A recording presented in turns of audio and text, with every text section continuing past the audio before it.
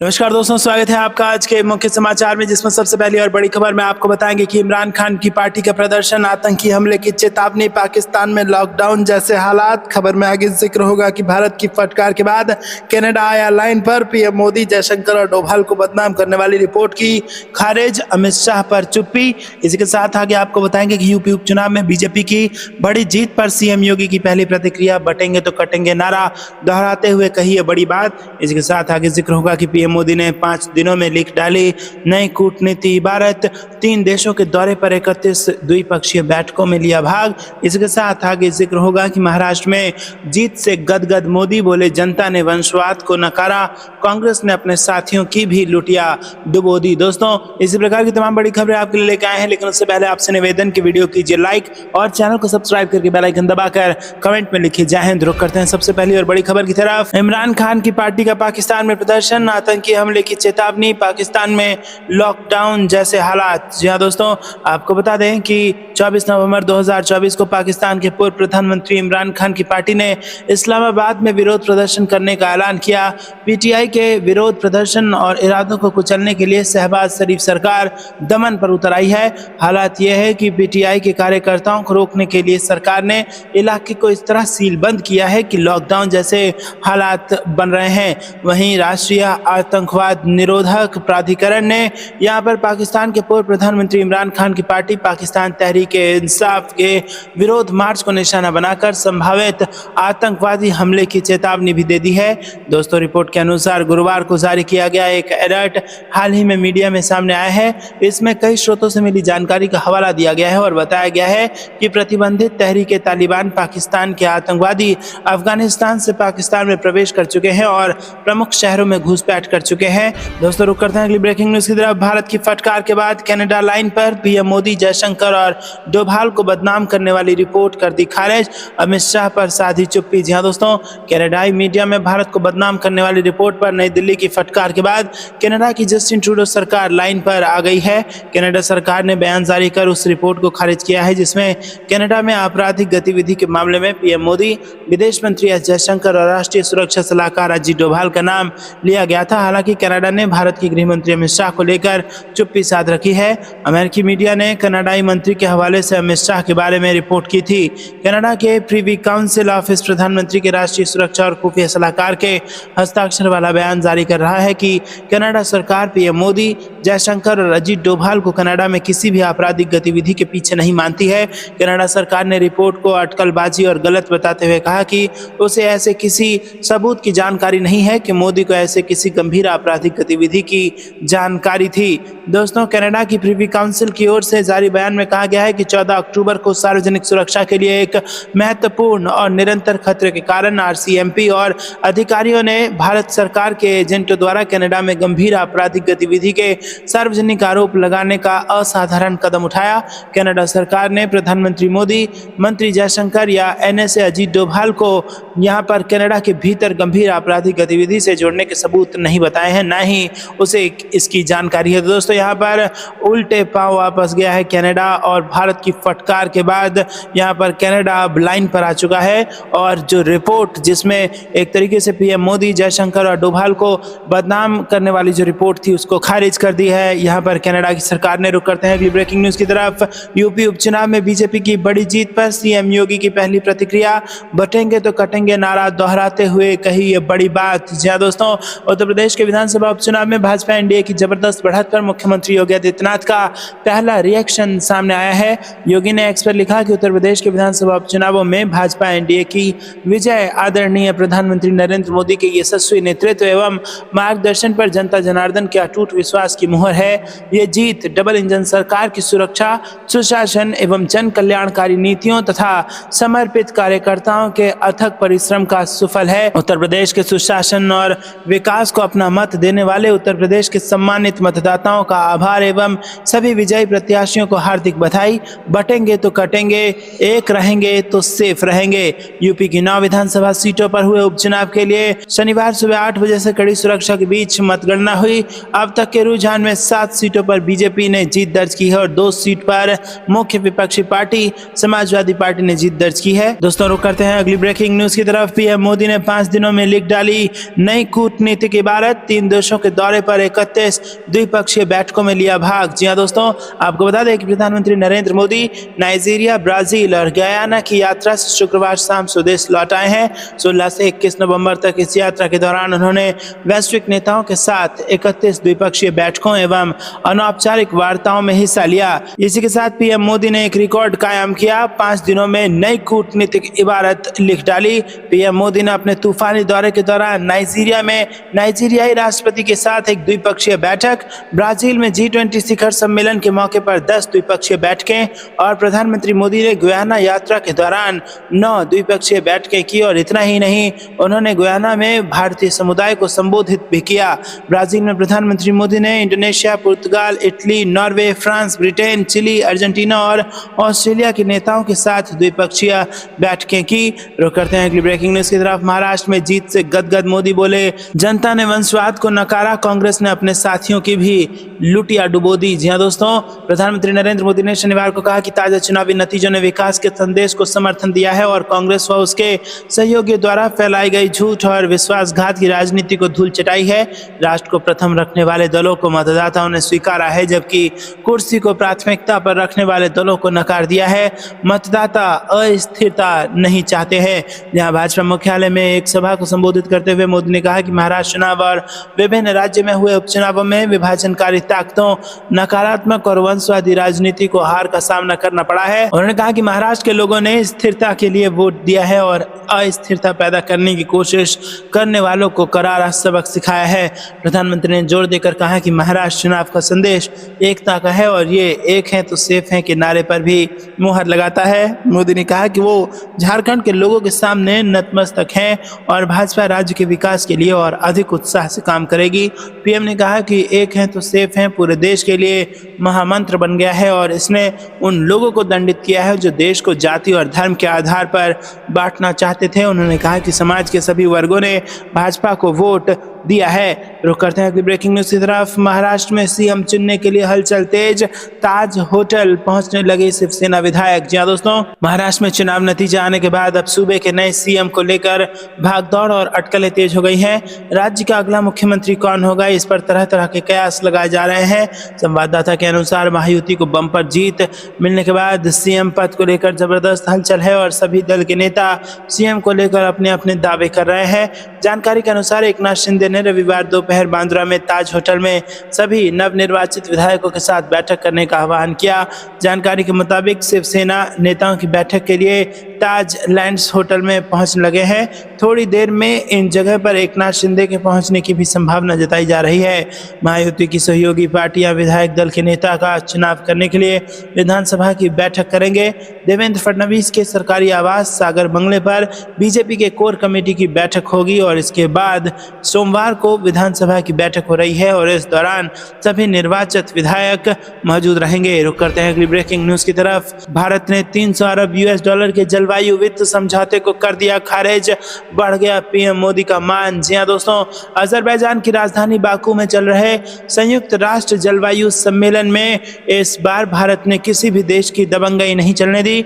भारत ने global south के लिए सालाना कुल केवल 300 अरब अमेरिकी डॉलर मुहैया कराने का लक्ष्य 2035 तक हासिल करने के जलवायु वित्त पैकेज को रविवार को खारिज कर दिया।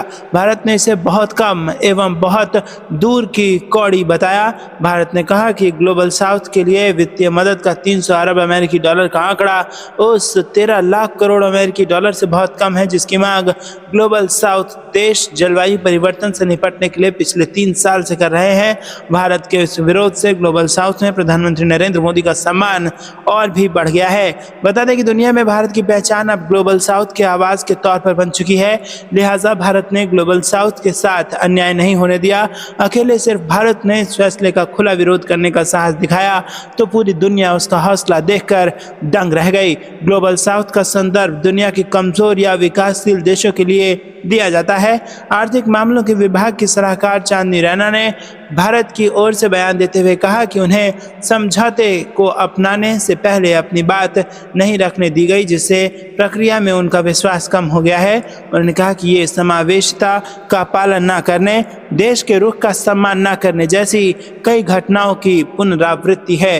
रुक करते हैं अगली ब्रेकिंग न्यूज की तरफ। योगी का नेतृत्व संगठन का जमीनी काम, यूपी उपचुनाव में बीजेपी के लिए बन गया जीत का मंत्र। जी हां दोस्तों, लोकसभा चुनाव के बाद यूपी में 9 सीटों पर उपचुनाव का स्कोर बीजेपी के पक्ष में 7-2 रहा और इससे भी अहम पार्टी ने कटेहरी और कुंदरकी में 3 दशक का सूखा खत्म किया। फ्रंट से लीड कर रहे यूपी सीएम योगी आदित्यनाथ का बटेंगे तो कटेंगे नारे ने कमाल किया और वहीं पार्टी संगठन की जमीनी तैयारियों व लोकसभा चुनाव के बाद मिले सबक के अलावा कई ऐसी बातें रहीं जिसमें जमीन पर वोटरों को बूथ तक लाने में अहम भूमिका निभाई और बम पर जीत भारतीय जनता पार्टी को हुई। आपको क्या कुछ लगता है दोस्तों, कमेंट में जरूर बताइएगा। वीडियो को लाइक नहीं किया तो लाइक जरूर कीजिएगा।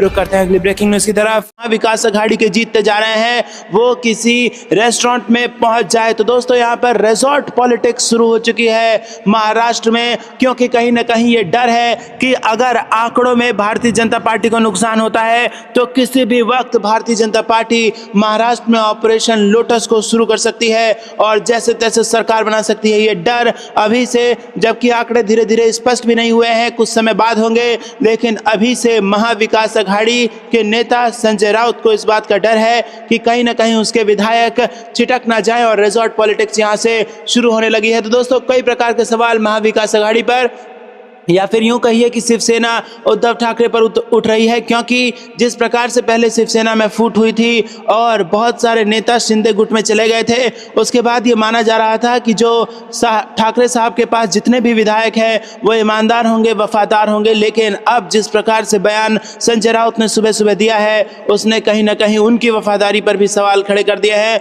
और अब ये माना जा रहा है कि क्या फिर से महाराष्ट्र में एक बार रिजॉर्ट पॉलिटिक्स शुरू होगी। और दोस्तों क्या रिजॉर्ट पॉलिटिक्स की आवश्यकता भी है, क्योंकि पिछली बार जिस प्रकार से शरद पवार और या फिर यहाँ पर उद्धव ठाकरे की पार्टी को भी तोड़ के अलग से महायुति बनाई गई और महायुति की सरकार भी बनी, उसके बाद कहीं ना कहीं दूध का जला छाछ फूक फूक कर पी सकता है और रिजॉर्ट पॉलिटिक्स की वापसी महाराष्ट्र में देखने को मिल सकती है। लेकिन आपको बता दें कि फिलहाल 288 विधानसभा सीटों पर महाराष्ट्र में नतीजे आ रहे हैं और उसमें शुरुआती रुझान में जिस प्रकार से महायुति ने यहाँ पर बढ़त बनाई हुई है, पहले 100 सीटों की बात करें तो यहाँ पर 75 सीटें महायुति के खाते में है। तो दोस्तों शुरुआती जो रुझान है उसी ने कहीं ना कहीं इस बात पर मोहर लगा दी है कि भारतीय जनता पार्टी की सरकार बनने जा रही है। लेकिन एग्जिट पोल जिस प्रकार से दावे कर रहे थे कि महाराष्ट्र में सरकार बनाने में मुसीबत आ सकती है, हंग असेंबली के नौबत आ सकती है और सरकार यहां पर अटक सकती है, बहुमत का आंकड़ा जुटाने में किसी भी एक बड़े गठबंधन को दिक्कतों का सामना करना पड़ सकता है। लेकिन आपको बता दें कि आंकड़े जो सामने आ रहे हैं वो इस बात पर मोहर नहीं लगा रहे हैं। आंकड़ों के हिसाब से तो यही माना जा सकता है कि कोई मुसीबत नहीं आने वाली है और भारतीय जनता पार्टी यहां पर अपनी सरकार बनाने वाली है। लेकिन फिर भी तमाम राजनीतिक दल अपनी तरफ से यहां पर सेफ रहना चाहते हैं और रिजॉर्ट पॉलिटिक्स की शुरुआत महाराष्ट्र में देखने को मिल रही है। आपको क्या कुछ लगता है कमेंट में जरूर बताइए। वीडियो को लाइक नहीं किया है तो लाइक जरूर कीजिएगा और ज्यादा से ज्यादा वीडियो को शेयर कीजिएगा और चैनल को सब्सक्राइब करके रख लेंगे तो पल पल की जो चुनावी नतीजों के आंकड़े हैं वो आप तक पहुंचाते रहेंगे। रुक करते हैं अगली ब्रेकिंग न्यूज की तरफ। में कई इलाकों में एनआईए की छापेमारी, पाकिस्तानी आतंकियों की घुसपैठ का मामला। जी हां दोस्तों, राष्ट्रीय जांच एजेंसी ने गुरुवार सुबह जम्मू के कई इलाकों पर रेड डाली। ये छापे एक नए दर्ज मामले से संबंधित है जिसमें पाकिस्तान से आतंकवादियों की घुसपैठ का आरोप लगाया गया। जानकारी के अनुसार एनआईए की इस छापेमारी का मकसद पाकिस्तानी आतंकियों के भारत में घुसने के प्रयासों के बारे में महत्वपूर्ण जानकारी जुटाना है। सूत्रों ने बताया कि पुलिस और अर्धसैनिक बल सीआरपीएफ की मदद से एनआईए के अधिकारी कई स्थानों पर छापेमारी कर रहे हैं। एनआईए की ये छापेमारी जम्मू के इलाकों में हो रही है। पिछले दिनों घाटी में कई आतंकी घटनाएं हुई जिसके बाद आतंकियों के खिलाफ सुरक्षा बलों का एक्शन भी तेज हो चुका है। एनआईए की इस कार्रवाई को आतंकियों के खिलाफ एक बड़ी कार्रवाई के रूप में देखा जा रहा है। दोस्तों इससे पहले एनआईए ने 5 अक्टूबर को 5 राज्यों के 22 ठिकानों पर आतंकी साजिश और टेरर फंडिंग के शक में एक साथ छापेमारी की थी। एनआईए की ओर से ये छापेमारी महाराष्ट्र, जम्मू कश्मीर, उत्तर प्रदेश, असम और दिल्ली में छापेमारी की गई थी। ये कार्रवाई आतंकी संगठन जैश ए मोहम्मद से जुड़े मामलों को लेकर की गई थी। रुक करते हैं अगली ब्रेकिंग न्यूज़ की तरफ। पाकिस्तान में बवाल तय, बलूचिस्तान में बगावत के सुर तेज, अब सेना की कार्रवाई से सुलझ सकते हैं हालात। जी हाँ दोस्तों, पाकिस्तान की सरकार अक्सर अपने ही राज्य बलूचिस्तान के साथ दोयम दर्जे का व्यवहार करती है। पाकिस्तान सरकार के इस रवैये के चलते अक्सर बलूचिस्तान में विरोधी सुर उभरने लगते हैं। अब एक बड़ा फैसला लेते हुए प्रधानमंत्री शहबाज शरीफ ने बलूचिस्तान में सेना तैनात करने का आदेश जारी कर दिया है। 19 नवंबर को इस्लामाबाद में हुई उच्च स्तरीय बैठक के बाद इस फैसले की घोषणा की गई, जिसमें प्रधानमंत्री के साथ उनकी कैबिनेट, बलूचिस्तान के मुख्यमंत्री और सेना के वरिष्ठ अधिकारी शामिल थे। इस फैसले का उद्देश्य बगावती गुटों का सफाया करना है, लेकिन विशेषज्ञों का मानना है कि इससे स्थिति और विस्फोटक हो सकती है। प्रधानमंत्री कार्यालय द्वारा जारी बयान के अनुसार सेना का मुख्य निशाना बगावती संगठन बलोच लिबरेशन आर्मी और उसकी इकाई माजिद ब्रिगेड होंगे। इसके साथ ही बलोच लिबरेशन फ्रंट और बलूच राजी आजोई संगर जैसे संगठन भी कार्रवाई की जद में आएंगे। रुक करते हैं अगली ब्रेकिंग न्यूज़ की तरफ। मोहम्मद यूनुस की चाल हो रही नाकाम, शेख हसीना की पार्टी को मिल रहा कट्टर विरोधी दल जिया का साथ। जी हाँ दोस्तों, आपको बता दें कि यहाँ पर बांग्लादेश में मोहम्मद यूनुस के नेतृत्व वाली अंतरिम सरकार सबसे बड़ी राजनीतिक दुविधा में फंसी हुई है। बांग्लादेश में चुनाव कराने की मांग के साथ ही अंतरिम सरकार पर शेख हसीना की पार्टी आवामी लीग को राजनीति और चुनाव में प्रतिबंधित करने का दबाव है। जुलाई अगस्त में हसीना विरोधी आंदोलन का नेतृत्व करने वाला छात्र नेतृत्व आवामी लीग को राजनीतिक क्षेत्र से बाहर करने की वकालत कर रहा है, लेकिन देश का दूसरा प्रमुख दल बीएनपी और उसके सहयोगी इस तरह के प्रतिबंध का विरोध कर रहे हैं। शेख हसीना की कट्टर विरोधी खालिदा जिया की बांग्लादेश नेशनलिस्ट पार्टी ने आश्चर्यजनक रूप से आवामी लीग पर प्रतिबंध का विरोध किया है और राजनीतिक समावेश की बात कही है। रुक करते हैं अगली ब्रेकिंग न्यूज़ की तरफ। पाकिस्तान के साथ बातचीत की पहली शर्त आतंकवाद का खात्मा, यूएन में भारत के राजदूत का बयान। जी हाँ दोस्तों, संयुक्त राष्ट्र में भारत के राजदूत ने कहा कि पाकिस्तान के साथ बातचीत तभी शुरू हो सकती है जब पाकिस्तानी सीमा पर आतंकवाद को पूरी तरह से खत्म करे। और भारतीय राजदूत ने कहा कि भारत सीमा पार आतंकवाद का पीड़ित है और आतंकवाद के प्रति हमारी जीरो टॉलरेंस की नीति है। भारत राजदूत ने कहा कि पाकिस्तान के साथ हमारा मुख्य मुद्दा आतंकवाद है। कोलंबिया विश्वविद्यालय के school of international and public affairs में एक कार्यक्रम का आयोजन किया गया, जिसका विषय प्रमुख वैश्विक चुनौतियों का जवाब, भारत का तरीका था। इस कार्यक्रम में संयुक्त राष्ट्र में भारत के राजदूत पवतनेनी हरीश भी शामिल हुए। कार्यक्रम में जब भारतीय राजदूत से पाकिस्तान को लेकर सवाल किया गया तो उन्होंने कहा कि प्रधानमंत्री नरेंद्र मोदी ने पाकिस्तान के साथ संपर्क करने और बातचीत करने की कोशिश की थी, लेकिन भारत में पाकिस्तान की तरफ से जारी आतंकी गतिविधियों ने विश्वास को खत्म कर दिया है। पाकिस्तान के साथ बातचीत में पहला मुद्दा आतंकवाद का खात्मा है और ये एक अहम मुद्दा है। रुक करते हैं अगली ब्रेकिंग न्यूज़ की तरफ। 500 साल की समस्या को 2 साल में सुलझा दिया, अयोध्या को लेकर बोले सीएम योगी आदित्यनाथ। जी दोस्तों, उत्तर प्रदेश के मुख्यमंत्री योगी आदित्यनाथ ने अयोध्या को लेकर कहा कि 500 साल से सनातन को मानने वाले लोग आंदोलन करते रहे, उन्होंने बलिदान दिए, वो केवल एक संकल्प के साथ काम कर रहे थे कि अयोध्या में राम मंदिर को देख लें, लेकिन जब पूरा समाज एकजुट होकर खड़ा हुआ, केंद्र और राज्य की सरकार एक साथ आई तो 500 सालों की समस्या को सिर्फ 2 साल में ही सुलझा दिया गया। सीएम योगी ने कहा कि 500 साल पहले भी अगर एक रहते तो ये समस्या आती ही नहीं। उन्होंने कहा कि वो प्रवृत्ति जो समाज को बांटती है और राष्ट्र को कमजोर करती है, उससे खुद को अलग करना, उन लोगों को बेनकाब करना है और उनको अलग थलग करना है जो बांटना चाह रहे हैं। मुख्यमंत्री आदित्यनाथ ने कहा कि दुनिया की कोई ताकत सनातन धर्म के सामने टिक नहीं पाएगी। विधर्मी के पास ताकत नहीं थी किसी चीज़ की, लेकिन वो हम पर हमला करने में सफल हुए, हमारे तीर्थ स्थलों को नुकसान पहुंचाने में सफल हुए, बहू बेटियों से गलत व्यवहार करने में सफल हुए, उन्होंने देश को गुलाम बनाया, देश अपमानित होता रहा। जी हाँ दोस्तों, सीएम योगी ने कहा कि देश को फिर से उस स्थिति में पहुंचाने से बचने के लिए समय रहते उपचार जरूरी है। समाज को भी देखना चाहिए कि अगर कहीं मतभेद दिख रहे हैं या फूट पड़ रही है तो उपचार कर लीजिए। रुक करते हैं अगली ब्रेकिंग न्यूज़ की तरफ। हरियाणा के मंत्री अनिल विज का दावा, महाराष्ट्र और झारखंड में भाजपा बनाएगी सरकार, एग्जिट पोल पर दी प्रतिक्रिया। जी हाँ दोस्तों, महाराष्ट्र और झारखंड विधानसभा चुनाव 2024 के एग्जिट पोल पर प्रतिक्रिया देते हुए हरियाणा सरकार के मंत्री अनिल विज ने भाजपा की जीत का दावा किया है। अंबाला में पत्रकारों से बातचीत के दौरान विज ने कहा कि दोनों राज्यों में भाजपा पूर्ण बहुमत के साथ सरकार बनाएगी। मंत्री अनिल विज ने कहा कि उन्होंने एग्जिट पोल के नतीजों को सटीक बताते हुए कहा कि भाजपा की लोकप्रियता और केंद्र सरकार की नीतियों के प्रति जनता का समर्थन ही इस जीत का आधार बनेगा। रुक करते हैं अगली ब्रेकिंग न्यूज़ की तरफ। राहुल गांधी के आरोपों पर बीजेपी का पलटवार, रविवार संबित पात्रा ने कांग्रेस सरकार पर उठाए सवाल। जी हां दोस्तों, भारतीय जनता पार्टी ने गौतम अडानी को लेकर राहुल गांधी की ओर से लगाए गए आरोपों पर अपना जवाब दिया है। बीजेपी की तरफ से सांसद संबित पात्रा ने प्रेस कॉन्फ्रेंस पर कांग्रेस पर ही कई सवाल उठाए। संबित पात्रा ने पूछा कि आंध्र प्रदेश में कांग्रेस की सरकार है और वहां सबसे ज्यादा लेन देन अडानी ग्रुप से इन्होंने ही किया है। उन्होंने छत्तीसगढ़ का जिक्र भी कांग्रेस पर सवाल उठाए। संबित पात्रा ने कहा कि आमेर की जांच के दौरान जिन 4 राज्यों का नाम आया, उन 4 राज्यों में उस समय में कांग्रेस या उनके सहयोगियों की सरकार थी। बात तमिलनाडु की हो या आंध्र प्रदेश की, उड़ीसा और छत्तीसगढ़ की हो, हर जगह कांग्रेस की सरकार थी। संबित पात्रा ने कहा कि भूपेश बघेल जब छत्तीसगढ़ के सीएम थे तब अडानी ने करोड़ों रुपए का निवेश किया था। अशोक गहलोत सरकार के दौरान भी अडानी ने निवेश किया था। अगर वो भ्रष्ट हैं तो इतना निवेश क्यों किया? कर्नाटक सरकार ने अडानी को अपने राज्य में निवेश क्यों करने दिया? उन्होंने सवाल किया कि क्या राहुल गांधी और बघेल अलग हैं?